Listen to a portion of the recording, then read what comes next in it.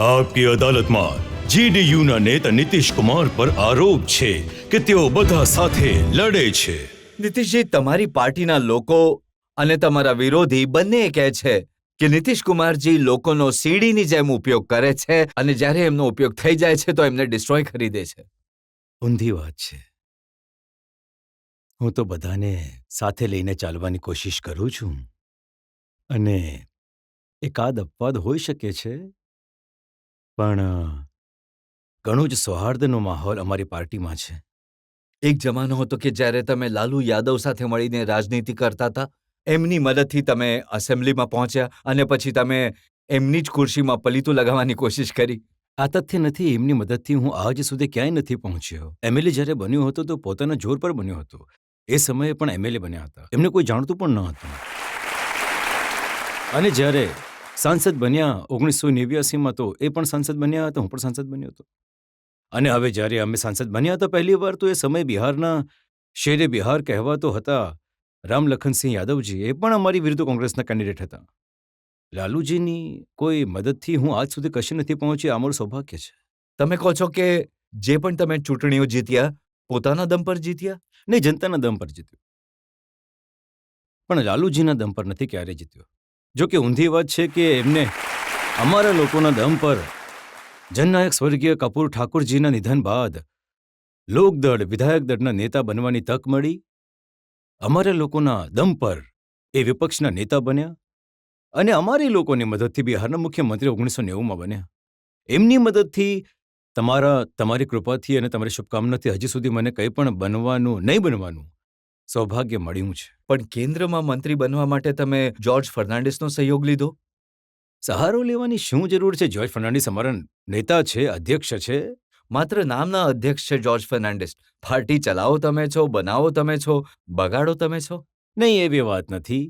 એ નામના જ અધ્યક્ષ નથી, કામના પણ અધ્યક્ષ છે. હા, એ વાત છે. એમના નેતૃત્વમાં અમે બધા કામ કરીએ છીએ. અને જ્યાં સુધી બિહાર અને ઝારખંડનો પ્રશ્ન છે, ઝારખંડ બિહારથી અલગ થઈને બન્યું છે, તો એમાં મુખ્ય રૂપે અમે સતત પાર્ટીને બનવાના માટે કામ કરતા રહીએ છીએ. એવા ઘણા બધા એમપીસ છે જેમની મદદથી તમે કેન્દ્ર સરકારમાં મંત્રી બન્યા હતા, જેમની મદદના દમ પર એનડીએ દળની સરકાર ચાલતી હતી. એવા એમપીસને તમે પાર્ટીથી કાઢ્યા નારાજ થઈને. બ્રહ્માનંદ મંડલનું નામ જણાવું તમને, રઘુરામ ઝાનું નામ કહું તમને. મેં કોઈને કાઢ્યા નથી. તમે એવી પરિસ્થિતિ બનાવી દીધી કે તેઓ બિલકુલ નીકળી નહીં. ગયા. સ્વયં એ લોકોએ પોતાની પરિસ્થિતિ એવી બનાવી છે. મેં ક્યારેય નથી બનાવી. અને એ અકારણ ઝઘડો કરતા રહ્યા મારી સાથે અને બહાર જતા રહ્યા. મેં આજ સુધી કોઈનું કંઈ બગાડ્યું નથી. અને હા, એ વાત સાચી છે કે હું ક્યારેય કોઈના દબાણમાં આવતો નથી. જો એમણે તમારી વિરુદ્ધ કોઈ આરોપ લગાવ્યા પબ્લિકલી, પાર્લામેન્ટમાં, પ્રધાનમંત્રીને ચિઠ્ઠી લખી, તો એમના માટે એવી સ્થિતિ ઉત્પન્ન થઈ જાય કે એમને પાર્ટીમાં રહેવું મુશ્કેલ થઈ જાય. હા, મેં તો એ સમયે કહ્યું હતું કે તપાસ થઈ જવી જોઈએ.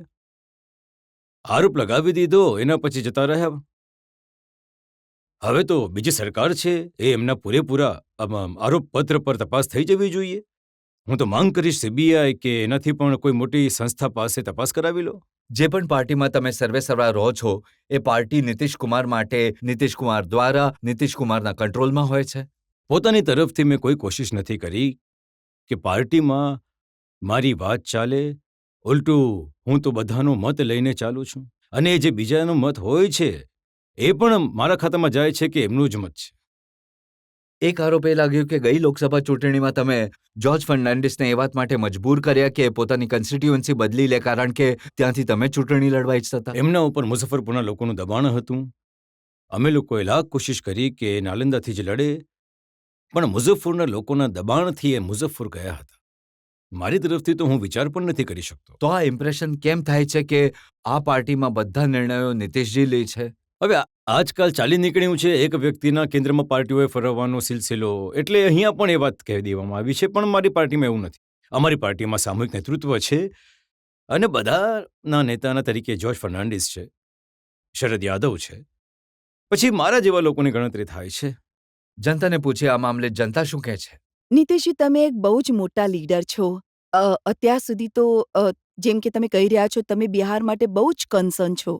પણ એવું નથી લાગતું કે કેન્દ્રની રાજનીતિ છોડીને જો તમે બિહારમાં જ વસવાનું વિચારો તો ત્યાંનું કદાચ બિહારનો નકશો ત્યારે બદલાઈ નહીં, જાય. તમારા સૂચન પર હું અમલ કરી રહ્યો છું.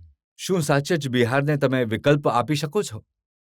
નહીં, મારી સમજથી બિહારને અમે લોકો આ વખતે વિકલ્પ પ્રદાન કરીશું. તમે વિકલ્પ પાસવાનજીના રૂપમાં રજૂ કરી રહ્યા હતા, એ તો જતા રહ્યા. હા, એક અલગ વાત છે.